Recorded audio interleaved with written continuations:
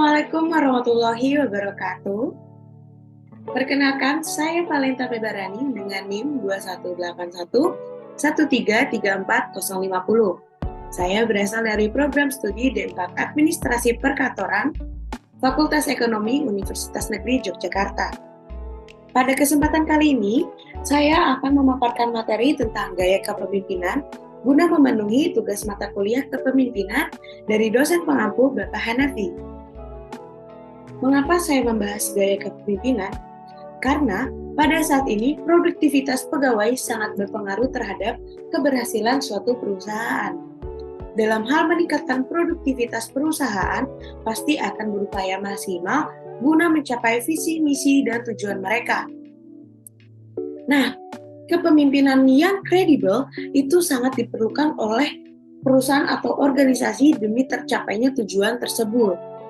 Nah, karena gaya kepemimpinan ini sangat berpengaruh dalam proses untuk kegiatan seseorang atau kelompok guna mencapai tujuan itu. Nah, keberhasilan suatu perusahaan dalam pencapaiannya sangat bergantung pada peran pemimpinnya. Jika semakin pandai seorang pemimpin menjalankan perannya, tentu saja semakin mudah tujuan organisasinya tercapai. Nah, topik kita hari ini ada pemimpin, kepemimpinan, dan gaya kepemimpinan. Baik, langsung saja kepemimpinan kontingensi.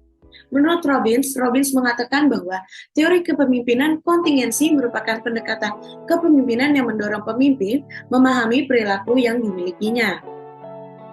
Nah, menurut Fiedler menyatakan bahwa kelompok efektif tergantung pada kecocokan antara gaya pemimpin yang berinteraksi dengan subordinatnya sehingga situasi menjadi pengendali dan berpengaruh terhadap pemimpin.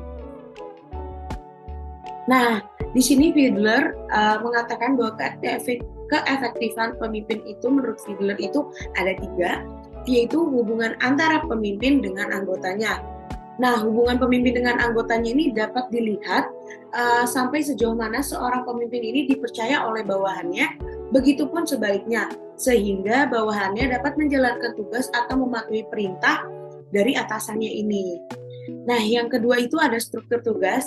Nah, struktur tugas ini menjelaskan mengenai sampai mana pekerjaan atau tugas-tugas yang dilengkapi dengan petunjuk rinci beserta dengan prosedurnya.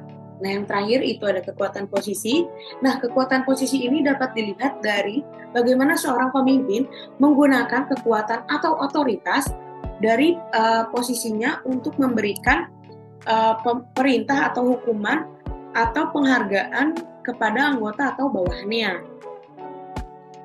Nah, selanjutnya ini ada pro kontra kepemimpinan kontingensi. Nah, pro-nya ini, teori kepemimpinan ini memberi pemahaman mengenai kepemimpinan situasional. Nah, selanjutnya itu teori kepemimpinan kontingensi ini juga memberikan teori empirik dengan menyertakan skala pengukuran untuk menjadi alternatif pengukuran kepemimpinan situasional. Nah, kontranya, orientasi perilaku pemimpin dianggap kurang jelas. Nah, yang terakhir, kenapa kontra? Saat tidak ada variabel perilaku, kepemimpinan kontingensi tidak memberikan suatu bimbingan yang melatih pemimpin untuk beradaptasi dengan situasinya. Oke, selanjutnya itu ada pembuatan keputusan normatif. Nah, pembuatan keputusan normatif dapat didefinisikan sebagai sebuah proses yang diawali dengan pengenalan dan pendefinisian masalah hingga diakhiri dengan pemilihan solusi alternatif. Yang kedua, terdapat pendekatan pokok keputusan-keputusan yang dapat diambil oleh individu, yaitu pendekatan normatif dan deskriptif. Nah, prinsip dalam mengambil keputusan yang rasional itu ada 6. Yang pertama itu membandingkan pilihan. Nah, pembuatan keputusan yang rasional harus membandingkan antara 2 pilihan atau lebih yang sudah diseleksi dari banyaknya pilihan-pilihan yang lain. Seperti itu. Yang kedua ada kontinuitas. Nah, kontinuitas ini pembuat keputusan harus lebih berspekulasi di antara hasil terbaik dan terburuknya untuk dapat hasil pertengahan jika hasil terbaik memiliki rintangan yang cukup besar, seperti itu. Ya, selanjutnya yang ketiga itu ada transivitas.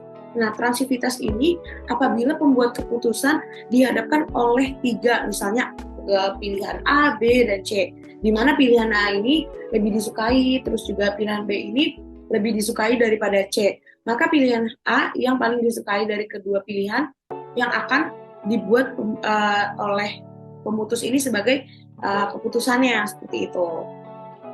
Terus juga ada dominan. Nah, dominan ini apabila pembuat keputusan menemukan beberapa objek pilihan yang semua sifatnya ini memiliki sifat yang sama, namun ditemukan salah satu objek yang lebih menonjol, seperti itu. Nah, selanjutnya ini ada mengabaikan faktor umum. Nah, mengabaikan faktor umum ini bagaimana? Jadi, apabila pembuat keputusan dihadapkan oleh dua alternatif, yang keduanya ini memiliki resiko untuk menghasilkan konsekuensinya ini tertentu konsekuensinya seperti itu. Maka dalam pengambilan atau pembuatan keputusan faktor-faktor yang sama diabaikan untuk mendapatkan satu pilihan. Nah, yang terakhir itu ada invarian yang di mana itu dalam pembuatannya cara penyajian seharusnya itu tidak mempengaruhi dan dalam menentukan pilihannya, seperti itu. Nah, di sini bagaimana sih cara pengambilan keputusan yang normatif? Yang pertama itu kita harus klarifikasi dan identifikasi dulu masalahnya, terus mengembangkan kriteria pemecahan masalah dengan baik, lalu mengembangkan alternatifnya, selanjutnya membandingkan alternatif dengan kriteria pembuat keputusan, selanjutnya juga memilih alternatif pemecahan masalah, terus diimplementasi keputusannya, dan terakhir monitoring keputusan yang telah dipilih. Seperti itu. Nah, ada penerapan pembuat keputusan dengan pendekatan normatif. Yang pertama itu ada orientasi, yang kedua evaluasi, ketiga pengawasan, keempat pengambilan keputusan, dan kelima pengendaliannya. Nah, selanjutnya kita akan membahas tentang kepemimpinan primal. Kepemimpinan ini tuh berbasis kecerdasan atau emosional, bisa dibilang tuh primal leadership, menyatakan bahwa model kepemimpinan berbasis neurologi atau otak. Nah, konsep kepemimpinan ini menjelaskan bagaimana sih kecerdasan emosional seorang pemimpin dapat menginspirasi sehingga bawahan tetap termotivasi untuk menyelesaikan tugasnya dan berkontribusi pada organisasinya.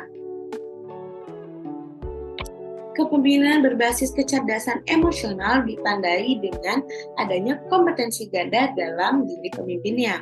Seperti apa sih? Nah, yang pertama itu ada kompetensi kesadaran sosial. Nah, kompetensi kesadaran sosial ini tuh seperti pemimpin yang sadar mampu mengendalikan emosional dirinya dan dampaknya itu terhadap kinerjanya itu seperti apa gitu. Terus yang kedua itu kompetensi pengelolaan relasi. Nah, kemampuan ini tercermin dalam kemampuan manajer untuk menghadapi emosinya atau pemimpin itu dalam menghadapi emosinya bahkan dalam situasi yang sulit. Nah, terus juga ada kompetensi kesadaran diri. Nah, pemimpin yang biasanya tidak hanya fokus untuk kehidupan mereka menyadari apa yang terjadi di organisasi mereka juga, seperti itu.